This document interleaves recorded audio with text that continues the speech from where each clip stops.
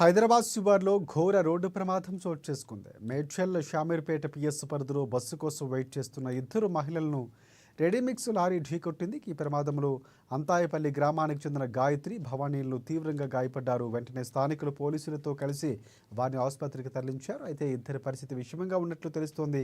ఈ ఘటనపై అంతాయపల్లి గ్రామస్తులు ఆగ్రహంతో రోడ్డుపై బైఠాయించి నిరసన వ్యక్తం చేస్తున్నారు. అక్కడికి చేరుకున్న పోలీసులు పరిస్థితిని అదుపులోకి తీసుకువచ్చేందుకు ప్రయత్నించారు.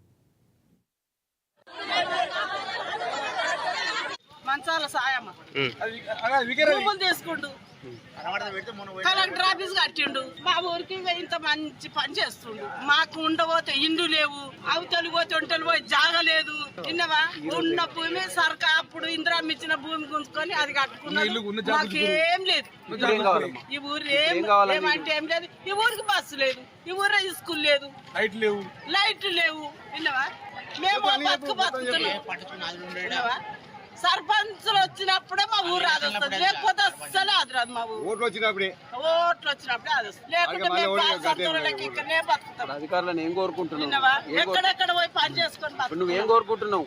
అన్ని కావాలి మాకు. ఈ ఊరు ఇది పెట్టి మా భూమిలో పెట్టి మా ఊరోళ్ళని పని చేయనిస్తలేడు. ప్రమాదాలు జరుగుతున్నాయి అంటున్నావా? ఏం చేయాలి? ఏం చేయాలి? అది ఓపెన్ అయినాడు. మా ఊరోళ్ళని రానియలేదు.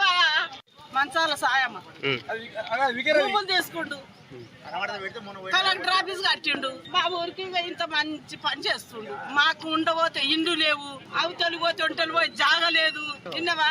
ఉన్న భూమి సర్కార్ అప్పుడు ఇందిరామ్మ ఇచ్చిన భూమి గుంజుకొని అది కట్టుకున్నాడు. మాకేం లేదు.